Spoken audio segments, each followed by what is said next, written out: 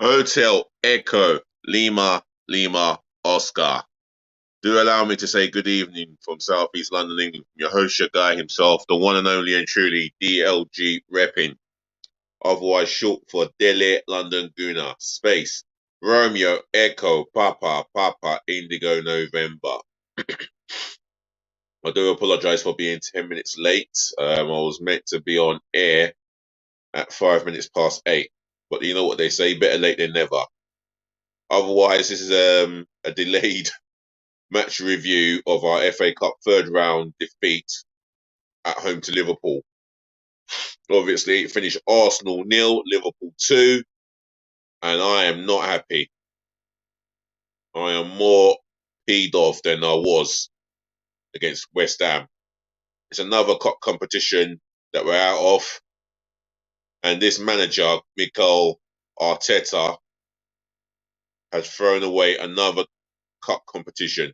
He's had 16 competitions and he's won one. The one that he won with Unai Emery's team, more or less, or combination of Arsene Wenger and Unai Emery's team. Yeah? What has he won ever since? Exactly. Do I need to go into it? No. But I will go into the game. The first 10, 15 minutes, we dominated Liverpool. We created a number of opportunities to put the game to bed. Oh no, what do? Not put the ball into the back of the net. So we've had a subtotal of 50 chances in the last two home games and scored nada. Absolute diddly squat, nada. Why is that? Because we don't have a clinical striker at the top end of the pitch, the top end of the formation. And it's goals that win you games and defence that win you titles. Our defence is conceding far too many set pieces goals of recently, and our attack are firing blanks. So we have got a direct problem at both ends of the field. And this was the best opportunity we had of picking up silverware this season.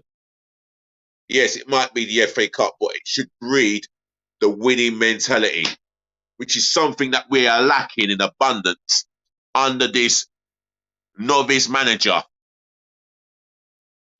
Second half, I'll have to say Liverpool improved. They created opportunities. Even in the first half, against the run of play, Trent Alexander-Arnold hitting the bar. And that was long after Odegaard hit the bar. And Odegaard as well, before he even got close by hitting the bar, he had an opportunity to shoot and he passes it to the wing. Reece Nelson, if he had any game confidence, he chips the goalkeeper. But he decided to go around Alisson, only to take another touch, which means he's taking too much time of getting his shot away, which hits the side of the netting. This is now 1 win in 7 in all competitions. That is absolutely poor. Seriously crap. And if we don't get this sorted sooner rather than later, well, I personally say that Mikel Arteta is under more pressure than Eric Ten Hag and Eddie Howe and Pochettino right now. Well, maybe you got the comment section to give me your views, your opinion. But do show me love, joy, and respect, yeah, by smashing the thumbs up like button in abundance, yeah? Smash it all over. I want to see the thumbs up going up all over. Make sure that you share this channel virally all over the globe, especially to your friends and your relatives, yeah? And if you're watching for the first time, welcome on board. Just share this channel amongst your friends and your relatives and tell them to share it amongst their friends and relatives. Make sure that you, in the comment section below, that you keep it nice but respectful, yeah? if you're at the game, I would love to get your opinion on the game, your opinion on Arsenal's season possibly petering out yet again. It's not the first time that that's happened in January. It's not been too, not too, well, it's not been too far back long that we capitulate in January and February because we just don't have the winning mentality. We just don't have the squad, and we just don't have a manager who obviously does not perform well in terms of his in-game management. It's bloody poor. It cannot continue. His in-game management is so poor. He just doesn't. He doesn't see what we all see. It's reminiscence of Arsene Wenger all over again. But yet this fan base settles for the bare minimum. Oh, don't worry. We should be happy. We're top at Christmas. Yeah? I could have told you that the wheels would have come off before the season even, before a ball was kicked, before the very first game of the season. Last season, we had Bukayo Saka, Martinelli, Jesus firing. Now they're not firing. We're struggling. Odegaard firing, all chipping in. The ultimate problem is we need a striker, without a shadow of a doubt. I don't give a toss what it takes to get a striker this month. It has to be done. Second half, as I said, Liverpool were probably the better team. They perform a lot better than they did in the first half. And, well, the delivery from Trent Alexander-Arnold's free kick was a wicked one, to the point where Jakub Kuvia glances it into his own net when he should have fully nutted it with the top of his head for a throw-in or a corner. And then the second goal, we were chasing the game, chasing an equaliser. We got caught out, and Luis Diaz, fine finish, very fine finish. That was the goal that ultimately killed us off. I'll tell you something. If Mikel Arteta don't win anything, then he deserves to be sacked. Yes, I'm saying it here on this platform. He deserves to be sacked for winning sweet FA. It can't happen. It cannot. I'm sorry. It cannot continue. How can he continue? And I've got these Arteta sexuals telling me, no, the board won't sack him. It's as if they are content with a failure's mentality. It's just not good enough. Anyway, I'm going to go into the player ratings. Starting with Aaron Ramsdale. He couldn't do anything about the two goals. Made a good save in the middle of the second half against from Luis Diaz. Other than that, I don't think he's done anything wrong. If it weren't for the save that he made, well, it could have been, the scoreline could have been worse. I'm going to give him, I'll give him a 5.5. Benjamin White. In the first half, unlucky not to score a screamer, but he got bodied by Curtis Jones, who's not even a winger, but he outdone him for a brilliant bit of skill. And Benjamin White had no other alternative other than to foul him. Again, poor. 2 for Benjamin White. William Saliba. Well, again, another poor display from him and the defence around him.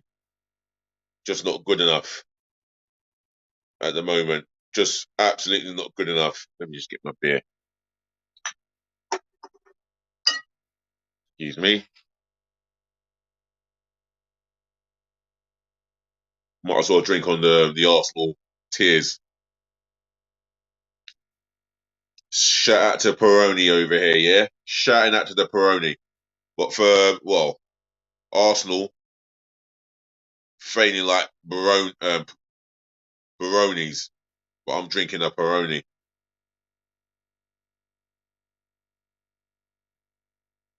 Shout out to one viewer. Cheers, sir or madam. But for me, Mr. William Saliba, again, we know he's good on the ball. We know that he's confident as a defender. But for me, not one of his best games. I'm going to give him a 4. Gabriel dos Santos Magalhaes, also nicknamed Bozo Gene for a reason. Didn't give me any reason to be confident. I think he was out of position for the killer goal. But then again, what can you do when you're chasing an equaliser?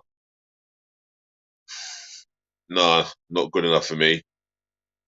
3. Jakub Kuvia. Again, how many times? I mean, in the first half, he was doing his best to overlap Reece Nelson, which was encouraging. But in the second half, well, there were times he was caught out of position, conceding too much space to Luis Diaz, and that second goal, the killer one, came on his side. Well, then again, I think he was taken off. But for me, I'm going to give him a 3. Right, the midfield, Declan Rice. I think I don't know what to think about Declan Rice's performance. Really, it was an honest performance as at best. But again, even he went and missing in certain places in the game and lost control of the midfield battle in the second half. 4 for Declan Rice, and I love Declan Rice, and I want him to be my club captain. Kai Havertz, woeful. He had 2 clear opportunities. Header that he should do better with. He had a opportunity to shoot early in that first half, but he took another touch and produced an easy save for Alisson. 2. He's just getting a 2. Martin Odegaard. Oh, this guy flatters to deceive all the time. It's all good putting on the tricks and flicks. All good. He is far too predictable. He's always on the right hand side, and he's easy to mark out of the game. 2 for Martin Odegaard. Right, the attacking players, Bukayo Saka. I thought he was poor throughout the game. He didn't offer us nothing on that wing, and he wasn't doubled up on. He was tripled up on, and even so, why couldn't he have encouraged Ben White to overlap him? Why couldn't he have? Why does he even on one-on-one situations?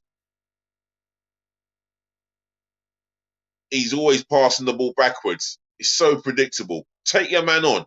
Do something different. 1 for Bukayo Saka. Gabriel Martin. No, who started on the wing? Reece Nelson. I didn't think he had a bad game. He did all right. He's the only one I'll give some credit to. I'm going to give him a 6. He made Trent Alexander-Arnold think. He was lively.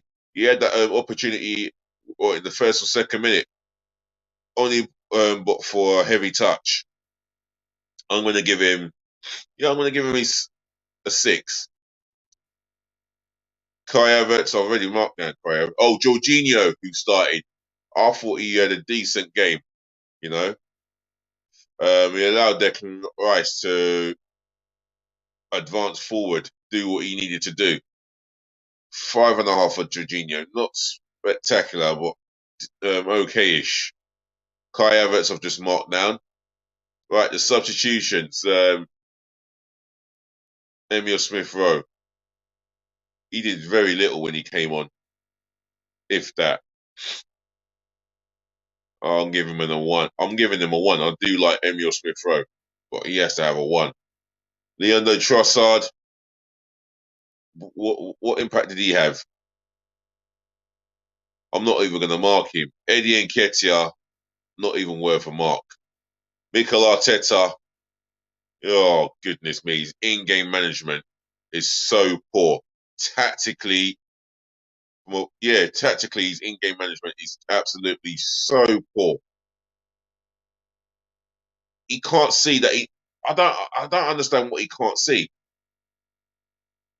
You know, if a team is coming on, if a team's on the front foot, he needs to change it somewhere.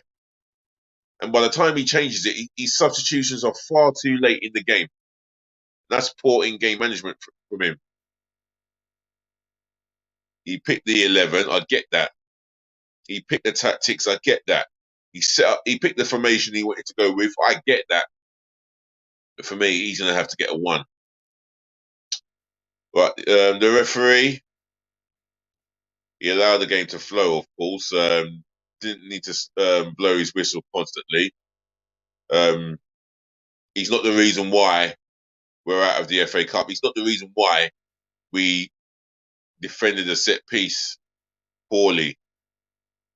You know, he's not the reason why Liverpool overran us in the second half, especially in that midfield battle, and we still got beat. The referee for me, yeah, he kept it going. Didn't have to. He only didn't have to produce as many yellow cards as if it was a bad game. It wasn't a bad game.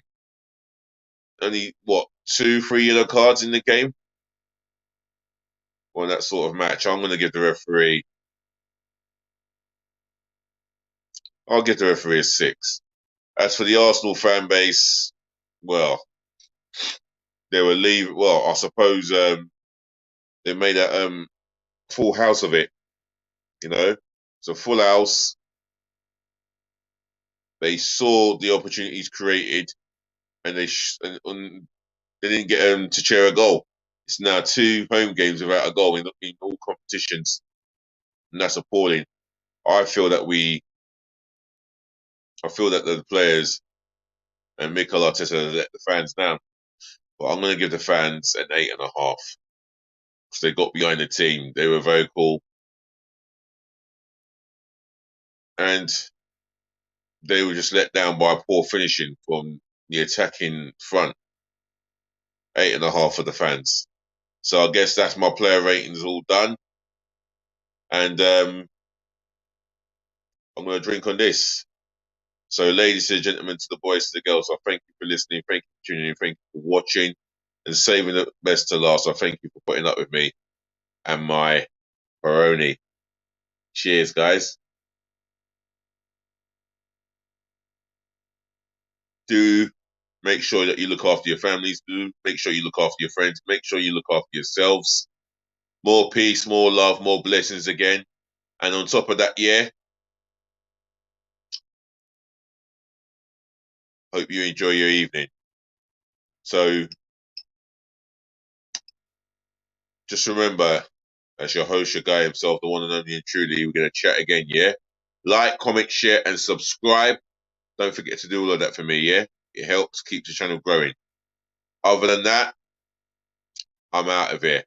And just please remember to be nice. And I do mean be nice. Cheers.